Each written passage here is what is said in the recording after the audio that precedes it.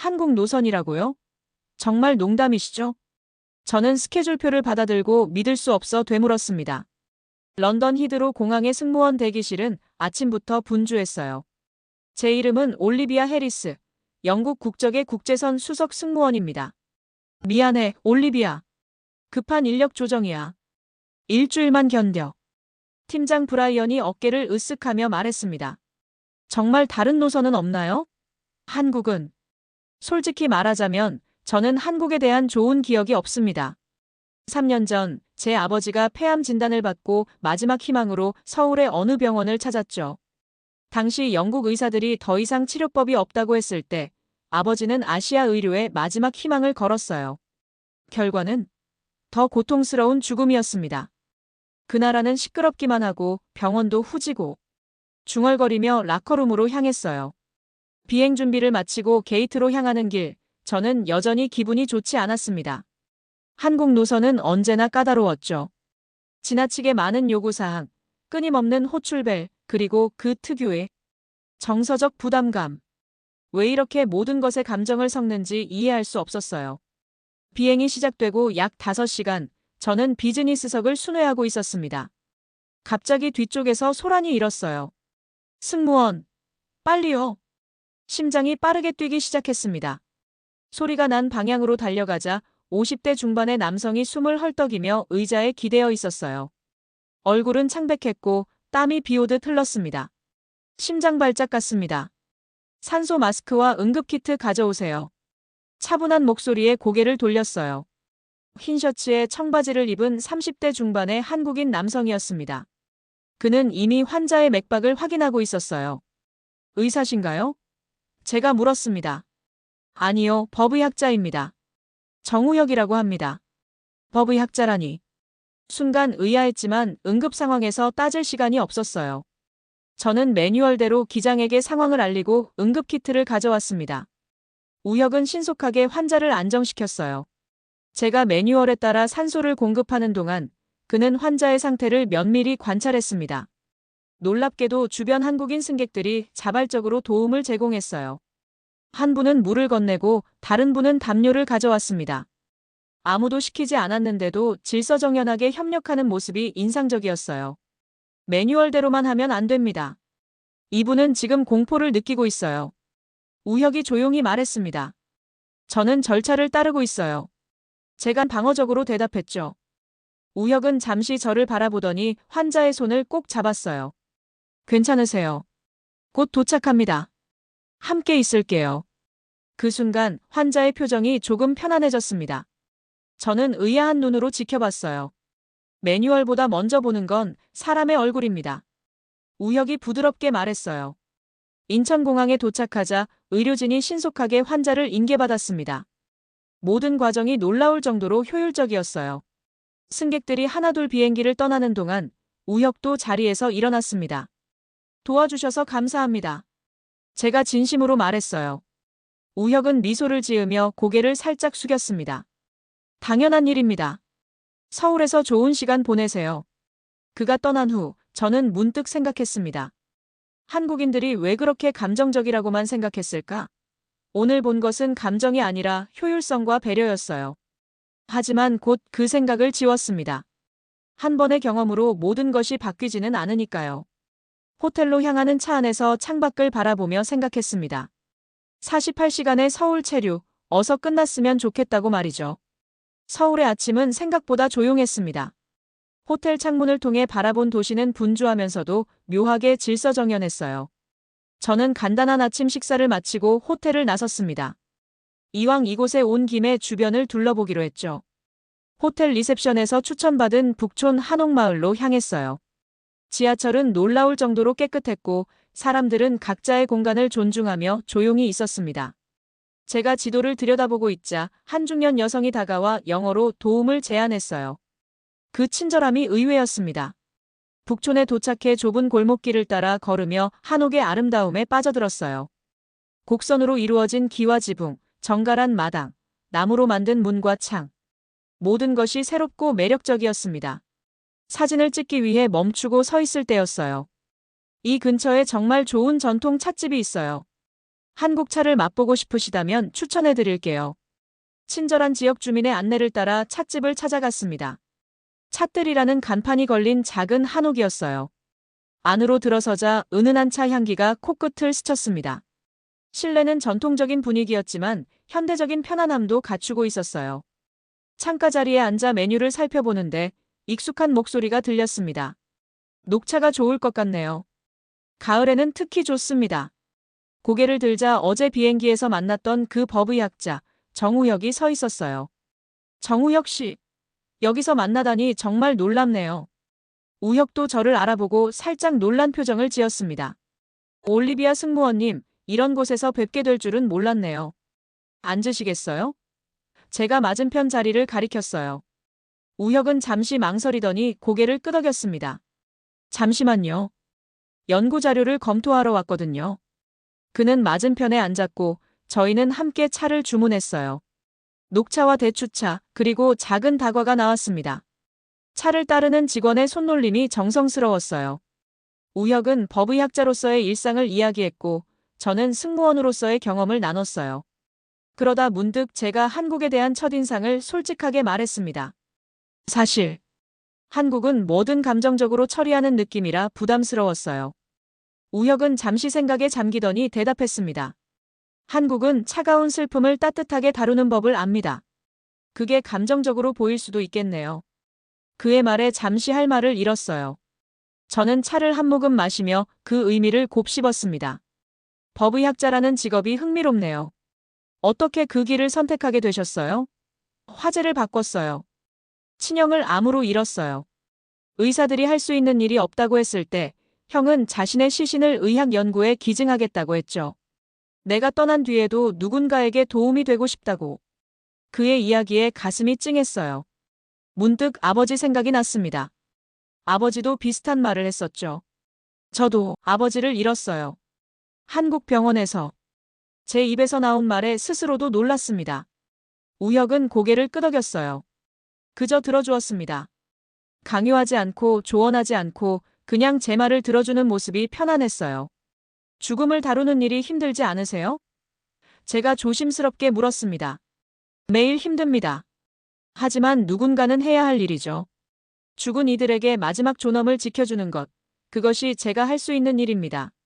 차를 마시며 나눈 대화는 깊어졌어요. 문화적 차이, 삶과 죽음에 대한 관점, 그리고 각자의 일상까지. 시간이 어떻게 흘렀는지 모를 정도로 대화에 빠져들었습니다. 내일 시간 되시면 제가 일하는 곳을 보여드릴까요? 국립과학수사연구원입니다. 평소라면 즉시 거절했을 텐데 제 입에서는 다른 대답이 나왔습니다. 좋아요. 궁금했거든요. 헤어질 때 우혁은 말했습니다. 한국이 처음에는 낯설고 불편할 수 있어요. 하지만 조금만 시간을 두고 보면 다른 모습이 보일 겁니다. 호텔로 돌아오는 길, 저는 오늘의 만남을 곱씹었어요. 한국에 대한 선입견이 조금씩 흔들리고 있었습니다. 그리고 우혁.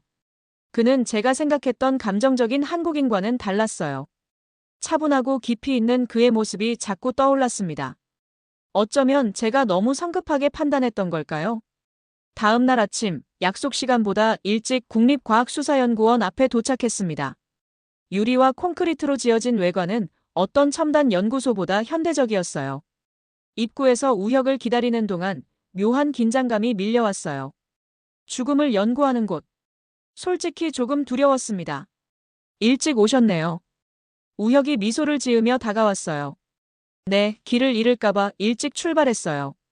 우혁은 방문자 출입증을 건네며 말했어요. 너무 걱정하지 마세요. 오늘은 교육용 시설만 보여드릴 겁니다. 연구원 내부는 놀라울 정도로 깨끗하고 조용했어요. 복도를 걸으며 우혁은 각 부서와 시설에 대해 설명했습니다. 그의 목소리에는 자부심이 묻어났어요. 여기서 우리는 진실을 찾습니다. 말하지 못하는 이들의 마지막 이야기를 듣는 거죠. 법의학 교육실에 들어서자 해부대가 놓여 있었어요. 다행히 시신은 없었습니다. 저는 안도의 한숨을 내쉬었죠. 실제 해부는 저쪽 시설에서 이루어집니다. 우혁이 손짓했어요. 그때 복도 끝에서 한 노인이 천천히 걸어오고 있었어요. 60대 후반으로 보이는 그 남성은 청소도구를 들고 있었습니다. 그의 눈은 슬픔으로 가득 차 있었어요. 최석호 씨입니다. 우리 연구원 청소 담당이세요. 최석호는 우리를 보고 고개를 숙여 인사했습니다. 우혁도 공손히 인사를 건넸어요. 그들 사이에는 묘한 존중이 느껴졌습니다. 투어가 계속되는 동안 저는 여러 실험실과 분석 장비들을 구경했어요. 모든 것이 정밀하고 체계적이었습니다. 하지만 제 마음 한구석에는 최석호의 슬픈 눈빛이 남아 있었어요. 점심을 위해 구내 식당으로 향하던 중 우리는 다시 최석호를 마주쳤습니다. 그는 한방 앞에서 서성이고 있었어요. 문이 살짝 열려 있었고 안에는 흰 천으로 덮인 무언가가 보였습니다. 임시 안치실입니다. 우혁이 말했어요. 그때 최석호가 방 안으로 들어갔습니다. 문이 열린 틈으로 그가 시신 옆에 무릎을 꿇고 조용히 눈물을 흘리는 모습이 보였어요. 가슴이 찢어지는 듯한 광경이었습니다. 저분은 아들을 이곳에서 떠나보냈습니다. 군 복무 중 사고로. 우혁이 낮은 목소리로 말했어요. 아직도 매일 오십니다. 청소를 핑계로요. 그 말에 갑자기 눈물이 왈칵 쏟아졌습니다. 아버지가 돌아가셨을 때 제가 느꼈던 그 무력감, 분노, 슬픔이 한꺼번에 밀려왔어요. 죄송해요. 제가 더듬거렸습니다. 우혁은 잠시 망설이더니 제 어깨에 조심스럽게 손을 올렸어요. 괜찮습니다. 울어도 돼요. 그 순간 저는 무너졌습니다. 복도 한쪽에 서서 낯선 나라의 낯선 연구소에서 울었어요. 아버지를 떠올리며 그리고 최석호의 슬픔에 공감하며 말입니다. 아버지가 한국 병원에서 돌아가셨어요. 암이었는데 마지막 희망으로 이곳에 왔었죠. 하지만 더 고통스러운 죽음만 맞이했어요. 아무도 제대로 설명해주지 않았고 아무도 사과하지 않았어요. 우혁은 조용히 들어주었습니다. 강요하지 않고 조언하지 않고 그저 제 곁에 있어 주었어요. 최석호 씨는 매일 이곳에 와서 아들에게 인사를 합니다. 그리고 우리는 그를 막지 않아요. 죽음 앞에서 인간의 존엄은 계속되어야 하니까요. 그의 말에 묘한 위로를 느꼈습니다. 차갑고 기계적인 것이 아니라 존중과 애도가 함께했습니다. 죽음 앞에선 말이 아니라 태도가 중요하단 걸 처음 느꼈어요. 제 말에 우혁은 미소를 지었어요. 그래서 저는 이 일을 합니다. 말할 수 없는 이들의 존엄을 지키기 위해서요. 식당으로 향하는 길, 최석호가 안치실에서 나오는 모습이 보였습니다. 그의 얼굴은 평온해 보였어요. 마치 아들과 대화를 나눈 후의 표정 같았습니다. 안녕하세요, 최 선생님. 우혁이 공손히 인사했어요. 최석호는 고개를 끄덕이며 웃었습니다. 그리고 저를 보더니 말했어요. 외국에서 오셨나요? 우리나라 음식 드셔보셨어요? 그 따뜻한 관심에 마음이 녹아내렸습니다. 아들을 잃은 슬픔 속에서도 타인을 생각하는 마음, 그것이 제가 이해하지 못했던 한국의 모습이었을까요? 점심을 먹으며 우혁과 이야기를 나눴습니다. 죽음에 대해, 삶에 대해, 그리고 남겨진 자들의 슬픔에 대해서요. 처음으로 저는 한국을 다른 시선으로 보기 시작했어요. 감정적이라고만 생각했던 이 나라에는 사실 깊은 존중과 배려가 있었습니다. 돌아가는 길, 저는 오늘 본 것들을 곱씹었어요. 최석호의 슬픔, 우혁의 진지함, 그리고 이 연구원의 엄숙함까지. 모든 것이 제가 알던 한국과는 달랐습니다. 아버지가 이곳에서 경험한 것은 무엇이었을까? 그리고 왜 저는 그동안 이 나라를 오해했을까? 런던으로 돌아온 지 한 달이 지났습니다. 그 사이 우혁과는 가끔 메시지를 주고받았어요. 주로 업무 이야기와 일상적인 대화였지만 서울에서의 기억은 계속해서 제 마음에 남아 있었습니다. 특히 최석호의 슬픈 눈빛과 우혁의 차분한 목소리가 자주 떠올랐어요. 그날은 평범한 비행이 될 거라 생각했습니다. 뉴욕발 런던행, 많이 해봤던 노선이었죠. 이륙 후 약 3시간이 지났을 때였어요. 비즈니스석에서 한 승객이 갑자기 의식을 잃었습니다. 60대 중반의 미국인 남성이었어요. 저는 즉시 응급 프로토콜을 가동했습니다. 기내 의사를 찾는 방송을 하고 응급키트를 가져왔어요. 모든 것이 매뉴얼대로 진행됐습니다. 하지만 승객의 상태는 악화됐어요. 심폐소생술을 시도했지만 소용없었습니다. 그는 비행 중 사망했어요. 런던에 도착한 후 모든 절차가 진행됐습니다. 시신은 정중히 이송됐고 다른 승객들은 별도 출구로 안내됐어요. 그때 한 여성이 제게 다가왔습니다. 사망한 승객의 딸이었어요. 왜 아버지를 더 빨리 도와주지 않았나요? 왜 그냥 매뉴얼만 따랐죠? 그녀의 목소리는 분노와 슬픔으로 가득했습니다. 저희는 모든 절차를 따랐습니다. 최선을 다했어요. 최선? 아버지가 고통스러워할 때 당신은 그저 체크리스트만 확인했잖아요. 그녀의 말이 가슴을 찔렀습니다. 저는 정말 최선을 다했을까요? 우혁의 말이 떠올랐어요. 매뉴얼보다 먼저 보는 건 사람의 얼굴입니다. 이틀 후 항공사 내부 조사가 있었습니다. 모든 절차를 제대로 따랐는지 검토하는 자리였어요. 놀랍게도 그 자리에 우혁이 있었습니다. 그는 런던에서 열린 법의학 컨퍼런스에 참석 중이었고 전문가 의견을 제공하기 위해 초청됐다고 했어요. 올리비아 씨가 모든 절차를 정확히 따랐다는 점은 인정합니다. 우혁이 말했어요. 하지만 그의 하지만에 심장이 멎는 것 같았습니다. 승객이 처음 불편함을 호소했을 때 그의 상태를 더 면밀히 살폈다면 다른 결과가 있었을 수도 있습니다. 저는 매뉴얼대로 했어요. 제가 반박했습니다. 매뉴얼에 없던 숨결이 당신 눈엔 안 보였습니까? 우혁의 목소리는 차분했지만 그 말은 날카로웠어요. 저는 분노가 치밀어 올랐어요. 우혁이 제가 신뢰했던 그 사람이 저를 비난하고 있었습니다. 어떻게 그런 말을 할 수 있죠? 제 목소리가 떨렸어요. 저는 10년 동안 이 일을 해왔습니다. 매뉴얼은 사람을 살리기 위해 존재하는 거예요. 우혁은 잠시 침묵했다가 말했습니다. 올리비아 씨, 저는 당신을 비난하는 게 아닙니다. 다만 뭐요? 역시 한국인답게 감정만 앞세우시네요. 제가 참지 못하고 내뱉었어요. 회의실의 공기가 얼어붙었습니다. 저는 즉시 후회했지만 이미 내뱉은 말은 거둘 수 없었습니다. 회의는 여기까지 하겠습니다. 항공사 조사관이 말했어요. 해리스 씨, 당분간 휴직을 권고합니다. 회의가 끝난 후 저는 서둘러 밖으로 나왔습니다. 비가 내리는 런던 거리를 무작정 걸었어요. 눈물이 비와 섞여 흘렀습니다. 왜 그런 말을 했을까요? 우혁에게 그리고 한국에 대해. 호텔로 돌아가는 길 누군가 제 이름을 불렀어요.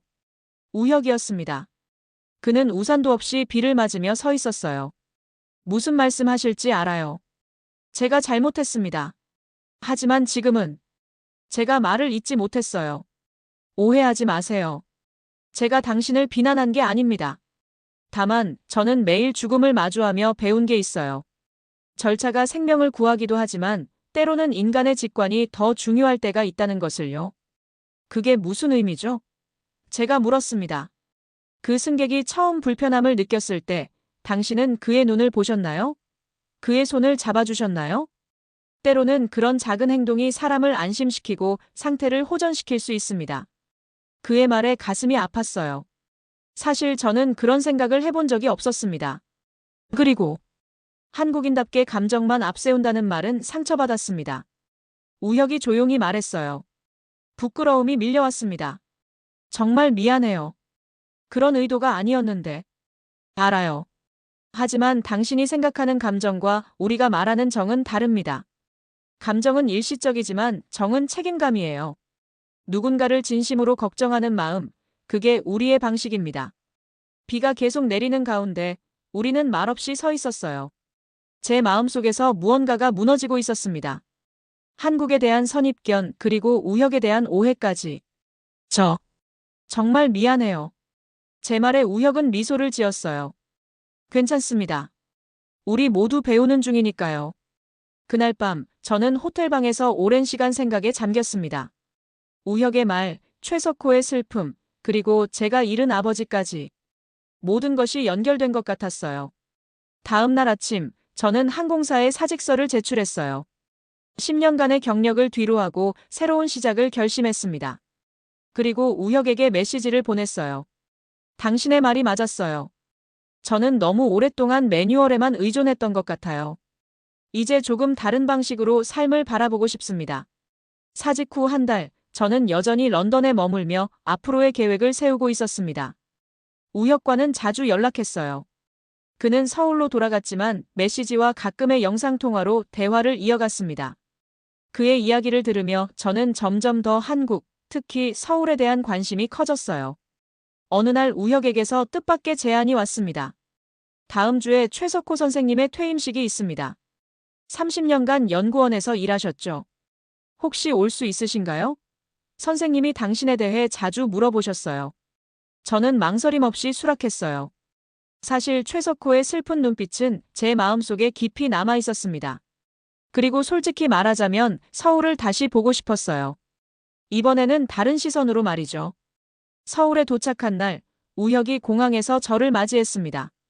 그는 여전히 차분했지만 눈빛에는 반가움이 묻어났어요. 우리는 연구원으로 향했습니다.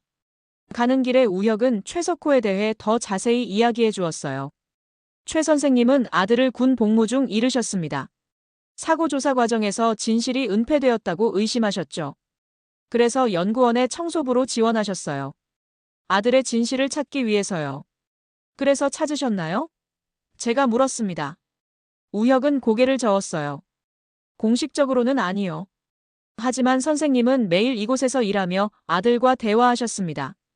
그것만으로도 위안이 되셨던 것 같아요.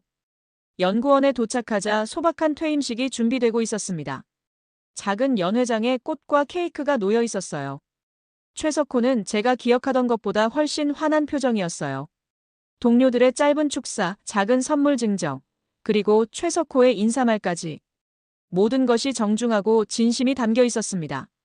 최석호의 인사말 중 한 부분이 특히 마음에 와닿았어요. 30년 전, 저는 아들을 잃고 이곳에 왔습니다. 진실을 찾기 위해서였죠. 하지만 제가 정말 찾은 것은 다른 것이었습니다. 바로 책임이었어요. 누군가는 죽은 자들을 책임져야 합니다. 그들의 이야기를 듣고 그들의 존엄을 지켜주는 것. 그것이 우리가 할 수 있는 일입니다. 우혁이 통역해주는 동안 저는 눈물을 참을 수 없었어요. 최석호의 말은 제 가슴 깊은 곳을 건드렸습니다. 식이 끝난 후 최석호는 저를 따로 불렀어요. 우혁이 통역을 도왔습니다. 제 아들이 죽었을 때 아무도 죄송합니다라고 말하지 않았어요. 그저 규정에 따라 처리되었습니다라는 말뿐이었죠. 그 말이 얼마나 차갑게 들렸는지 모릅니다. 그의 말에 제 마음이 무너졌어요. 아버지가 한국 병원에서 돌아가셨을 때 저 역시 그런 차가운 말만 들었다고 생각했습니다. 하지만 지금 생각해보면 그건 제 편견이 만든 기억일지도 모르겠어요. 하지만 이곳에서 30년을 보내며 깨달았습니다. 진정한 사과는 말이 아니라 행동이라는 것을요. 매일 이곳에서 다른 이들의 아들과 딸, 부모님들을 정성껏 돌보는 모습을 보며 위로받았습니다. 저는 참았던 눈물을 터뜨리고 말았어요. 아버지에 대한 슬픔, 그리고 제가 한국에 대해 가졌던 오해까지. 모든 감정이 한꺼번에 쏟아져 나왔습니다. 저도 아버지를 잃었어요. 한국 병원에서요. 그때 저는 모든 것을 미워했어요. 이 나라, 이 사람들, 이 문화까지. 하지만 지금은 알 것 같아요. 제가 얼마나 편협했는지. 최석호는 고개를 끄덕였어요. 그리고 조용히 말했습니다. 슬픔은 모든 언어에서 같은 무게를 가집니다. 하지만 위로하는 방식은 다를 수 있죠. 그날 저녁, 우혁과 함께 한강변을 걸었습니다.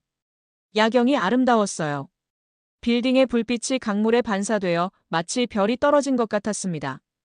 우혁 씨, 질문이 있어요. 왜 법의학자가 되셨나요? 정말로요. 우혁은 잠시 강을 바라보더니 대답했어요. 나는 죽은 자를 위한 일을 하지만 사실은 남은 자를 위한 일입니다. 진실을 알려주는 것, 그것이 남겨진 이들에게 줄 수 있는 가장 큰 선물이니까요. 그의 말에 깊은 울림을 느꼈습니다.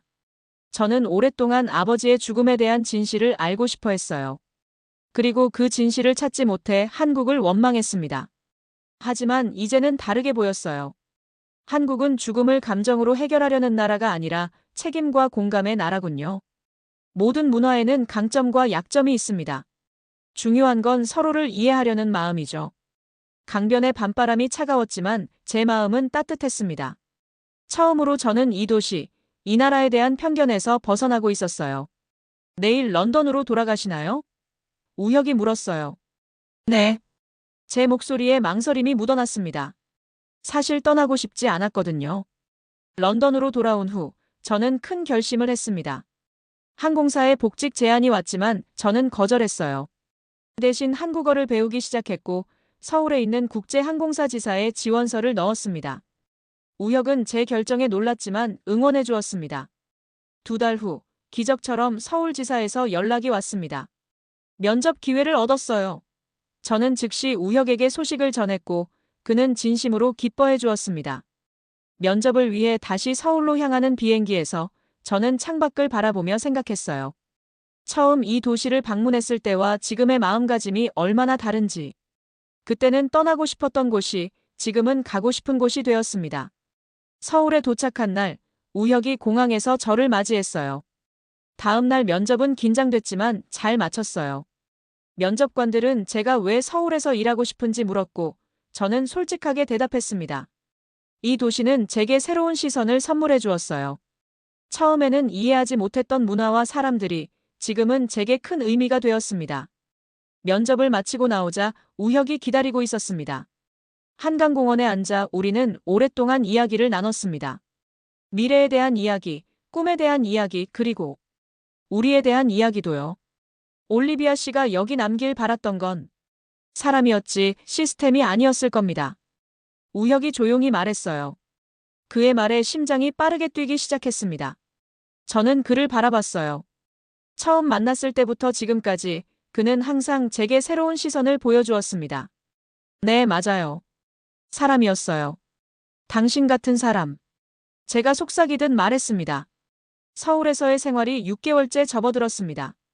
저는 이제 간단한 한국어로 일상 대화가 가능해졌고 지하철도 혼자 능숙하게 이용할 수 있었어요.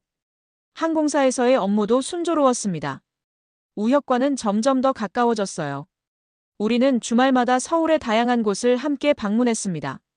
그날은 우혁의 생일이었고 저는 특별한 선물을 준비했어요. 영국에서 가져온 오래된 책, 법의학의 역사라는 희귀본이었습니다. 우혁이 도착했을 때 그의 표정이 평소와 달랐습니다. 뭔가 무거운 생각에 잠겨 있는 듯 했어요. 무슨 일 있어요? 제가 물었습니다. 우혁은 잠시 망설이더니 말했어요. 오늘 힘든 사건이 있었어요. 젊은 여성의 시신. 가족들이 정말 괴로워했습니다. 그의 말에 가슴이 아팠어요.